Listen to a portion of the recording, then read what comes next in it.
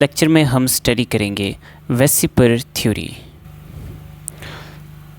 Okay, now VSEPR theory stands for valence shell electron pair repulsion theory. इसका मतलब है कि वैलेंस शेल के जो इलेक्ट्रॉन्स हैं उन इलेक्ट्रॉन पेयर की जो रिपल्शन है ये उसकी थ्योरी है। नाउ हमारे पास 1940 के अंदर एक सजेशन आई थी by two scientists called सिजविक and Powell. सिजविक और पॉवल ने कहा कि हम एक मॉलिक्यूल की शेप को सिंपली एक्सप्लेन कर सकते हैं by using the valence shell electron pairs. तो किसी भी मॉलिक्यूल के वैलेंस शेल इलेक्ट्रॉन पेयर्स को यूज़ करके हम उसकी शेप को एक्सप्लेन कर सकते हैं।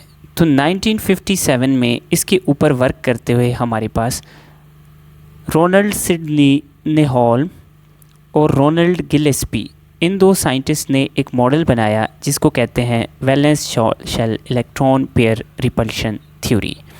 नाउ कीप इन माइंड कि वेसिपर हमारे पास तब आई थी जब ऑलरेडी वीबीटी और एमओटी दोनों डिवेलप हो चुकी थी। तो वीबीटी एमओटी की डेवलपमेंट के बाद ये बनाई गई थी। तो this is a very simple model जो सिर्फ एक्सप्लेन करता है शेप्स ऑफ मॉलिक्यूल। तो वेसिपर थ्योरी बॉन्डिंग वगैरह के किसी एलिमेंट को एक्सप्लेन नहीं करती, it only explain the shapes of molecules. Now shapes of molecules explain करने के लिए इसके कुछ पोस्टुलेट्स हैं और कुछ एजम्पशंस हैं। उनको पढ़ने से पहले हम देखते हैं कि एक मॉलिक्यूल में कौन कौन से कंपोनेंट्स मौजूद होते हैं। So let me draw a molecule. So this is a molecule.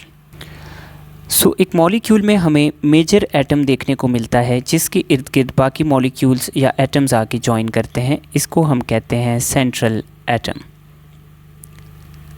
Central atom के साथ जो हमारे पास बाकी एटम्स अरेंज्ड होते हैं इनको हम कहते हैं surrounding atoms. Then central atom का वो इलेक्ट्रॉन पेयर जो बॉन्डिंग में इन्वॉल्व्ड नहीं होता, उस इलेक्ट्रॉन पेयर को हम कहते हैं लोन पेयर। और सेंट्रल एटम का वो इलेक्ट्रॉन पेयर जो सराउंडिंग एटम के साथ बॉन्ड बनाता है उसको हम कहते हैं बॉन्ड पेयर। तो ये चार कंपोनेंट्स हैं जो हमारे पास हेल्प करेंगे अंडरस्टैंड करने में ज्योमेट्री ऑफ मॉलिक्यूल्स को। सो पहला पोस्टुलेट ऑफ वेसिपर थ्योरी है कि both lone and bond pairs participate in determining the geometry of molecule and they tend to stay as far apart from each other as possible.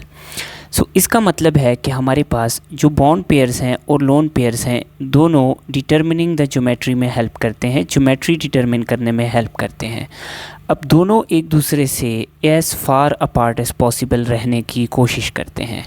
Now इस postulate को हम detail में explain करते हैं। So let मी suppose कि मेरे पास एक atom है ए जो कि सेंट्रल एटम है। इसके इर्द गिर्द दो सराउंडिंग एटम्स आगे जो बॉन्ड पेयर के थ्रू जॉइन करेंगे। नाउ ये बॉन्ड पेयर इस बॉन्ड पेयर को क्या करेगा, रिपेल करेगा। अब इस रिपल्शन की वजह से हमारे पास ये जो हमारे पास बॉन्ड पेयर्स हैं इनकी कोशिश होगी कि ये एक दूसरे से इतने मैक्सिमम डिस्टेंस पे चले जाएं कि इनके दरमियान जो रिपल्शंस हैं वो क्या हो जाएं, मिनिमाइज हो जाएं। तो ये यूं एक दूसरे से एक इक्विलिब्रियम डिस्टेंस पे चले जाते हैं ताकि इनके दरमियान जो रिपल्शंस हैं वो मिनिमाइज हो जाएं। तो लोन पेयर्स और बॉन्ड पेयर्स एक दूसरे से मैक्सिमम डिस्टेंस पे रहने की कोशिश करते हैं इन 3 डायमेंशनल स्पेस ताकि उनके दरमियान जो इलेक्ट्रॉनिक रिपल्शंस हैं they become minimum. Second postulate है bond pairs occupy less space than lone pairs around the central atom. Now इसको एक्सप्लेन करते हैं। तो सपोज़ मेरे पास एक सेंट्रल एटम है ए, इसके अंदर एक लोन पेयर है और दो बॉन्ड पेयर्स प्रेजेंट हैं। सो ये दो इसके बॉन्ड पेयर्स हैं और ये इसका लोन पेयर है। नाउ अगर हम बॉन्ड पेयर्स की बात करें तो बॉन्ड पेयर्स दो एटम्स यानी सेंट्रल और सराउंडिंग एटम्स के दरमियान शेड हैं। तो ये हमारे पास सेंट्रल एटम के इतने करीब नहीं होते, सेंट्रल एटम से थोड़ा सा दूर होते हैं क्योंकि ये दो एटम्स के दरमियान शेड हैं। जबकि हम लोन पेयर की अगर बात करें तो लोन पेयर जो है that is the property of central atom itself. ये किसी भी दूसरे एटम के साथ बॉन्डिंग में इन्वॉल्व नहीं होता, तो ये सेंट्रल एटम की अपनी प्रॉपर्टी है, इसलिए ये सेंट्रल एटम के काफ़ी करीब होता है कंपेयर टू बॉन्ड पेयर्स। तो अब अगर हम लोन पेयर और बॉन्ड पेयर्स की बात करें तो हमारे पास बॉन्ड पेयर्स जो हैं वो सेंट्रल एटम से दूर, जबकि लोन पेयर सेंट्रल एटम के करीब होता है। तो लोन पेयर के सेंट्रल एटम के करीब होने की वजह से इसकी जो रिपल्सिव फोर्सेस हैं वो सेंट्रल एटम के इर्द गिर्द ज़्यादा रीजन में ऑक्यूपाइड होती हैं, जबकि बॉन्ड पेयर्स की जो रिपल्सिव फोर्सेस हैं वो सेंट्रल एटम के इर्द गिर्द इतनी ज़्यादा नहीं होती। तो इसकी वजह से हमारे पास होता क्या है, इसकी वजह से जिस मॉलिक्यूल में हमारे पास लोन पेयर आ जाता है तो वो सेंट्रल एटम के इर्द गिर्द ज़्यादा स्पेस ऑक्यूपाई करता है। तो ज़्यादा स्पेस ऑक्यूपाई करने की वजह से हमारे पास लोन पेयर क्या करता है, सराउंडिंग एटम्स को या बॉन्ड पेयर्स को रिपेल करता है, और हमारे पास जो बॉन्ड एंगल है वो लोन पेयर की रिपल्शन की वजह से एक्चुअल या एक्सपेक्टेड बॉन्ड एंगल से छोटा हो जाता है। तो जितने ज़्यादा लोन पेयर्स होंगे बॉन्ड एंगल उतना डिक्रीज़ होगा। नाउ अगर रिपल्शन के ऑर्डर की बात करें तो हमारे पास लोन पेयर सबसे ज़्यादा रिपेल करता है लोन पेयर को, क्योंकि हमारे पास सेंट्रल एटम के इर्द गिर्द सपोज़ दो लोन पेयर्स हैं और दो बॉन्ड पेयर्स हैं, तो इसमें सबसे ज़्यादा रिपल्शन होगी between lone pair and lone pair. Then second number पे रिपल्शन होगी between lone pair and the bond pair, और लीस्ट रिपल्शन होती है between the bond pair and bond pair. So this is the order of repulsion between two different pairs of electrons.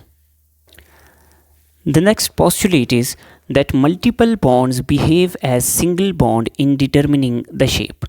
तो for example मेरे पास एक atom है A, इसने दो surrounding atoms के साथ ज्वाइन किया है थ्रू अ सिंगल बॉन्ड, और इसी तरह एक और सेंट्रल एटम है A, इसने डबल बॉन्ड के थ्रू ज्वाइन किया है विद टू सराउंडिंग एटम्स।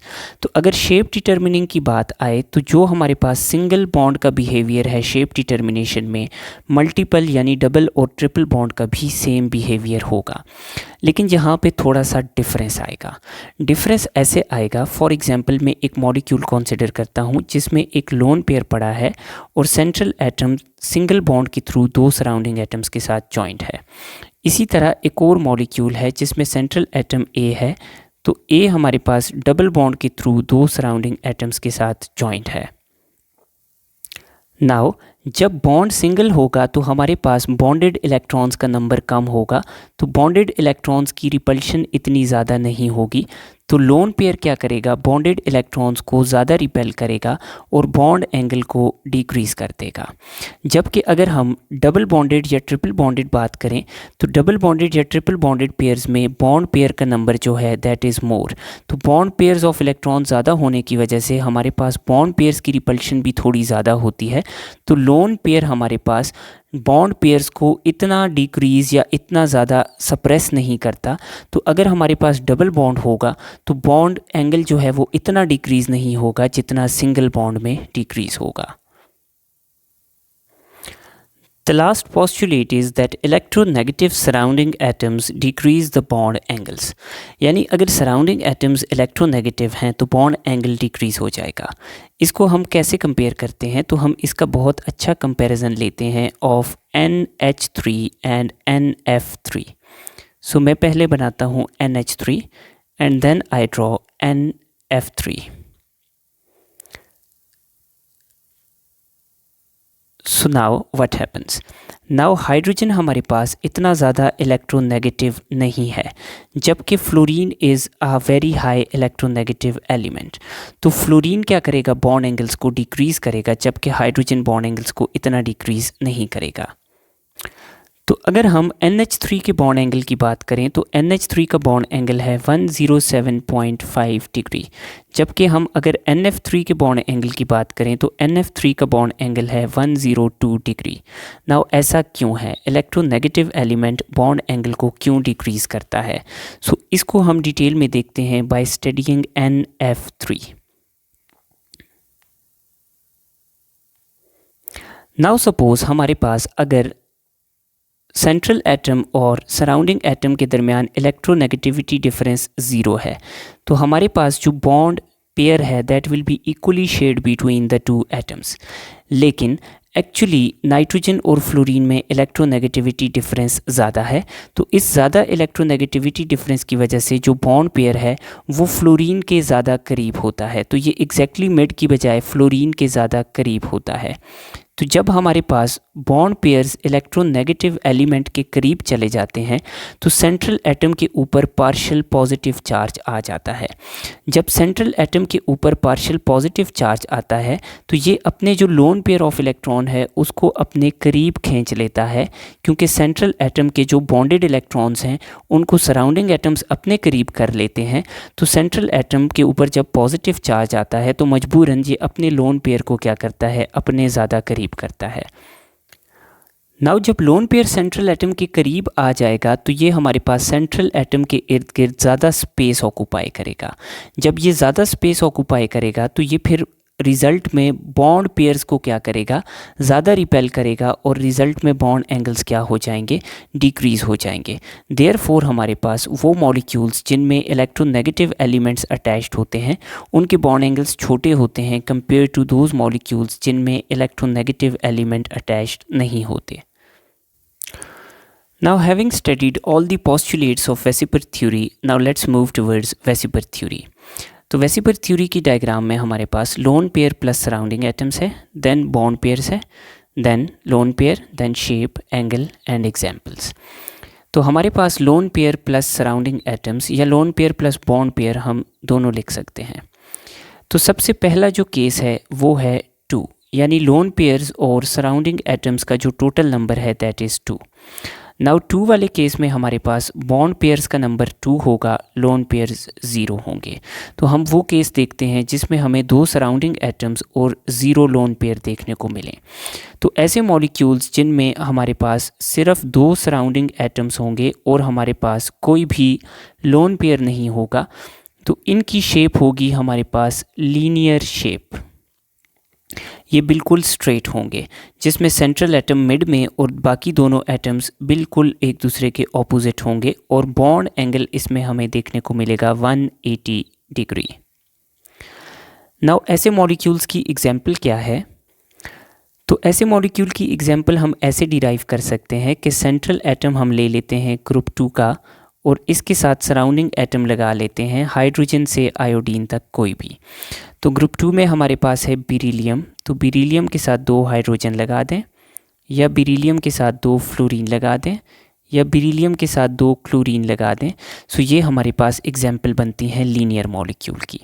अगर हम मल्टीपल बॉन्ड्स वाले मॉलिक्यूल की बात करें तो हम लेते हैं ग्रुप 4 का कोई एलिमेंट और उसके साथ डबल बॉन्ड बना देते हैं। तो हमारे पास ग्रुप 4 में आता है कार्बन। कार्बन के साथ 2 एटम्स हैं जो डबल बॉन्ड बनाएंगे, तो 2 ऑक्सीजन्स डबल बॉन्ड बना सकते हैं या 2 सल्फर डबल बॉन्ड बना सकते हैं। तो ये ऐसे मॉलिक्यूल्स हमारे पास लीनियर मॉलिक्यूल्स की एग्जाम्पल हैं। Now we present a next case जिसमें हमारे पास लोन पेयर्स और बॉन्ड पेयर्स होंगे टोटल 3। अब फर्स्ट केस में बॉन्ड पेयर्स होंगे 3 जबकि लोन पेयर कोई भी नहीं होगा। तो जब हमारे पास एक सेंट्रल एटम के इर्द गिर्द 3 सराउंडिंग एटम्स या 3 बॉन्ड पेयर्स आएंगे और लोन पेयर 0 होगा, तो हमारे पास जो शेप बनेगी that will be triangular planar. तो इस शेप को हम कहते हैं ट्राइगोनल या ट्रायंगुलर प्लेनर, या हम इसको सिंपली प्लेनर शेप भी कहते हैं। नाउ इस प्लेनर शेप में सेंटर में प्लेन के सेंट्रल एटम होगा जबकि ट्रायंगल के तीनों कॉर्नर्स पे सराउंडिंग एटम होंगे। अब अगर हम इनके बॉन्ड एंगल्स की बात करें तो this bond angle is 120 degree.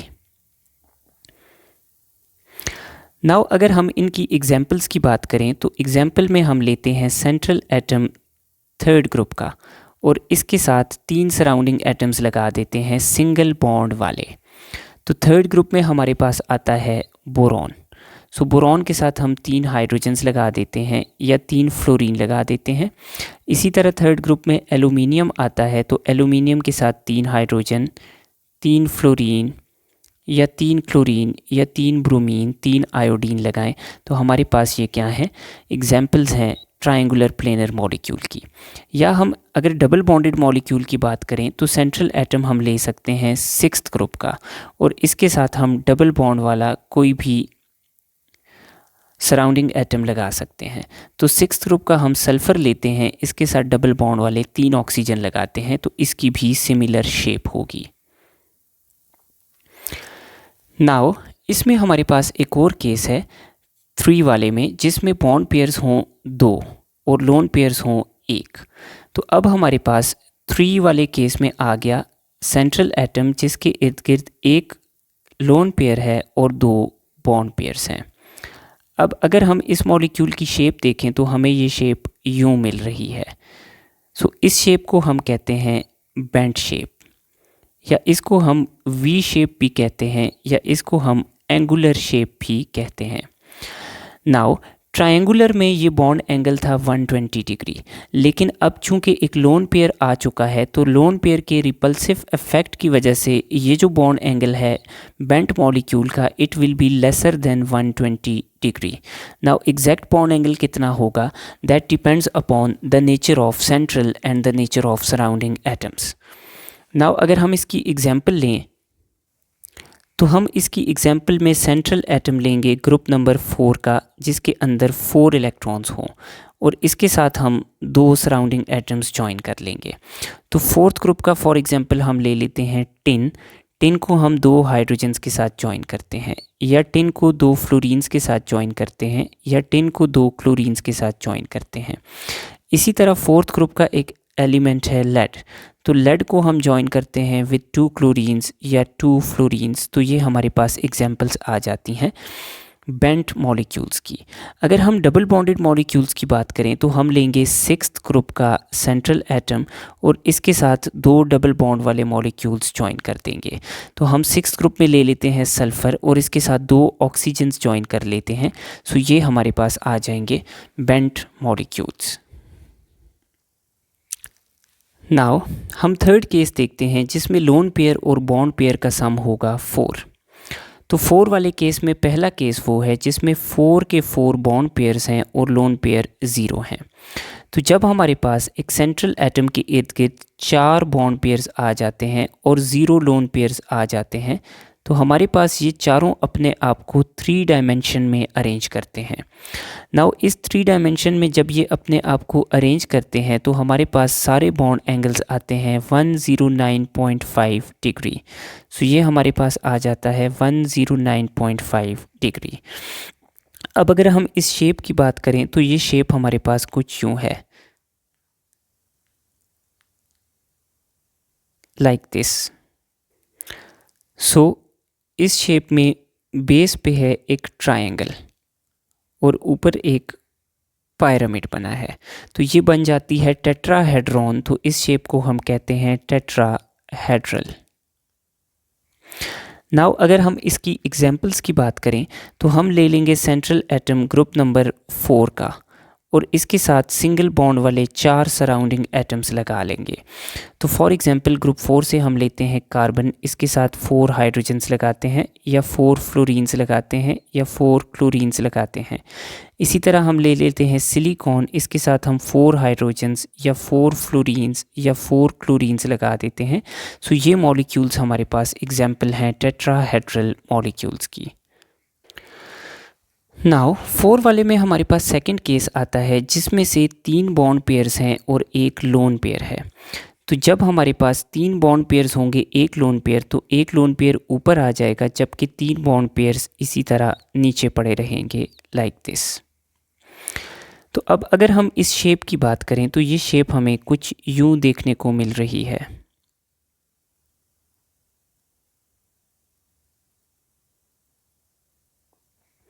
सो ये हमारे पास एक ट्रायंगुलर पिरामिड बन रही है। सो इस शेप को हम कहते हैं ट्रायंगुलर या ट्राइगोनल पिरामिड, या हम इसको सिंपली पिरामिडल शेप भी कहते हैं।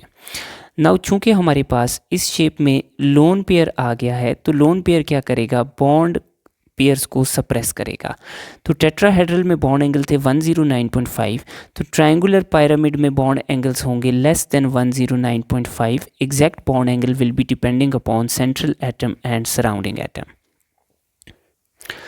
नाउ अगर हम इसकी एग्जाम्पल की बात करें तो हम ले लेंगे ग्रुप 5 का सेंट्रल एटम जिसमें 5 इलेक्ट्रॉन्स होंगे, जिसमें से 3 को हम जॉइन कर देंगे विद द सराउंडिंग एटम। तो हम ले लेते हैं ग्रुप 5 से नाइट्रोजन और इसको NH3 बना देते हैं या NF3 बना देते हैं, या हम लेते हैं फॉस्फोरस तो PH3, PF3, PCl3।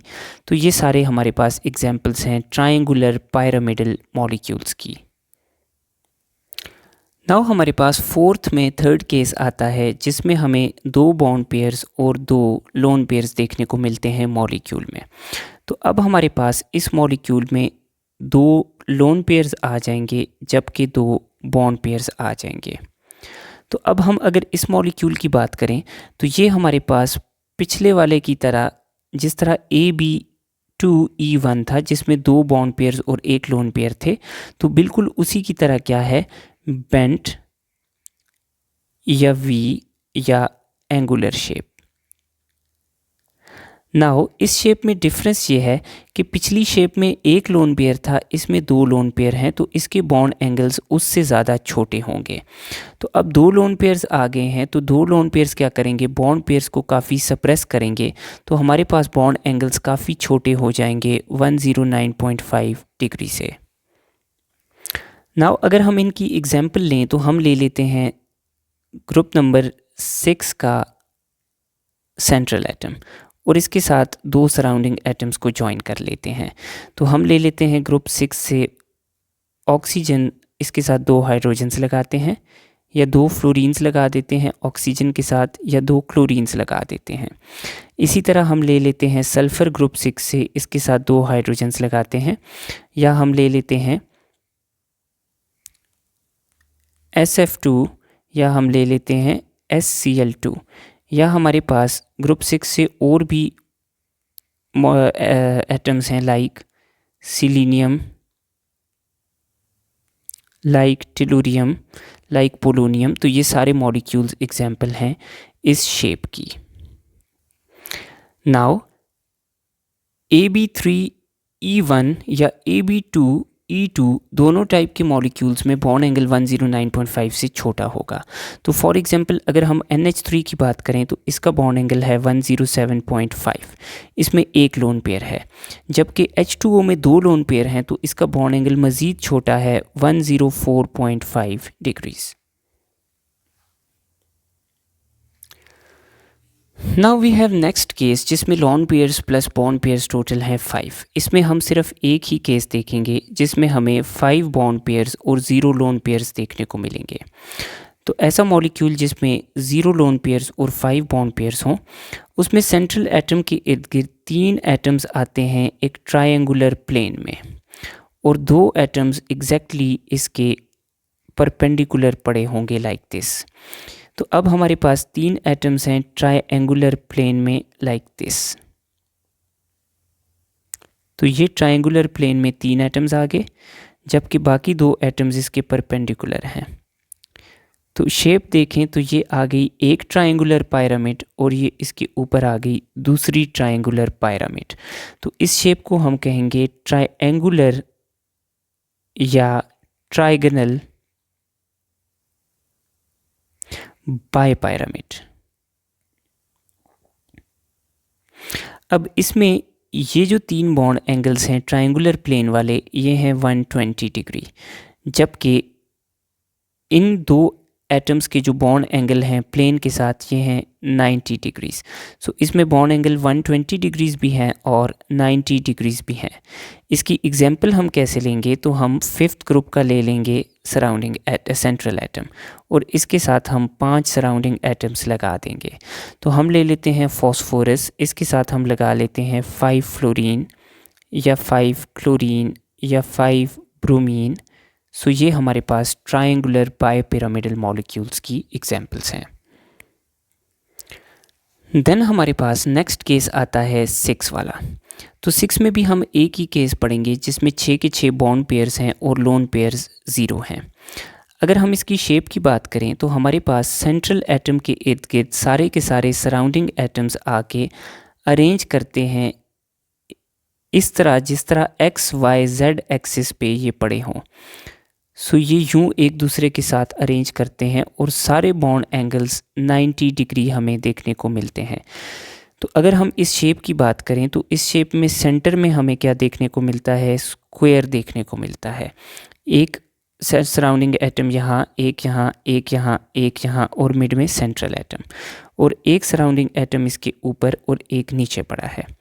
अगर हम इसके फेसेस देखें तो 1 face, 2 faces, 3 faces, 4 faces. 4 faces नीचे बन गए और इसी तरह 4 फेसेस ऊपर बन गए। तो ये जो शेप बनी है इसमें टोटल 8 फेसेस हैं, तो इसको हम कहते हैं ऑक्टाहेड्रॉन या ऑक्टाहेड्रल शेप। नाउ अगर हम इसमें बॉन्ड एंगल्स की बात करें तो सारे बॉन्ड एंगल्स एग्जैक्टली 90 डिग्री हैं। अगर हम इसकी एग्जांपल की बात करें तो हम 6 एटम्स वाला सेंट्रल एटम लेंगे और इसके साथ 6 सराउंडिंग एटम्स लगा देंगे। तो फॉर एग्जांपल 6th ग्रुप से हम लेते हैं सल्फ़र, तो इसके साथ 6 फ्लोरीन या 6 क्लोरीन लगा देते हैं। तो ये हमारे पास ऑक्टाहेड्रल मॉलिक्यूल की एग्जांपल बन जाता है। सो यूँ हमारे पास वेसिपर थ्योरी काफ़ी सारे डिफरेंट टाइप के मॉलिक्यूल्स की शेप्स को एक्सप्लेन करती है बहुत सिंपली। लेकिन अगर हम इसके ड्रॉबैक्स की बात करें तो सबसे बड़ा इसका ड्रॉबैक है कि वेसिपर थ्योरी हमें ये तो बताती है कि अगर एक मॉलिक्यूल में लोन पेयर आ जाए तो ये लोन पेयर क्या करेगा, बॉन्ड एंगल को डिक्रीज़ करेगा। तो बॉन्ड एंगल एक आइडियल वैल्यू से डिक्रीज़ हो जाएगा, लेकिन कितना डिक्रीज़ होगा डिक्रीज़ नहीं बताती कि मैग्नीट्यूड ऑफ डिक्रीज़ क्या होगी। इसके अलावा कुछ मॉलिक्यूल्स ऐसे हैं कि जिनकी शेप वेसिपर थ्योरी से एक्सप्लेन नहीं हो सकती। फॉर एग्जांपल अगर हम कैल्शियम फ्लोराइड की बात करें तो वेसिपर थ्योरी के मुताबिक कैल्शियम फ्लोराइड को लीनियर होना चाहिए शेप में, लेकिन जब कैल्शियम फ्लोराइड का एक्चुअल शेप देखी गई तो कैल्शियम फ्लोराइड बेंड शेप थी और 145 डिग्री बॉन्ड एंगल था। नाउ इसकी वजह यह है कि हमारे पास हर मॉलिक्यूल की शेप सिर्फ सिंपली बॉन्ड पेयर्स और लोन पेयर से एक्सप्लेन नहीं हो सकती। बहुत से मॉलिक्यूल्स में और भी बहुत से फैक्टर्स हैं जो शेप डिटर्मिनेशन में कंट्रीब्यूट करते हैं, तो वेसिपर उन सारे फैक्टर्स को ओवरलुक करती है। इसके अलावा अगर वेसिपर के बाकी साइड इफ़ेक्ट्स की बात करें तो वेसिपर हमारे पास बॉन्डिंग की किसी भी फिनोमिनन को एक्सप्लेन नहीं करती। ना तो ये बॉन्डिंग को एक्सप्लेन करती है, ना मॉलिक्यूल की स्टेबिलिटी को, ना मॉलिक्यूल की रिएक्टिविटी को, ना स्पेक्ट्रम को, ना मैग्नेटिक बिहेवियर को। ये सिर्फ और सिर्फ शेप को एक्सप्लेन करती है। Therefore it is a very simple model. So this is all about this lecture. Thank you.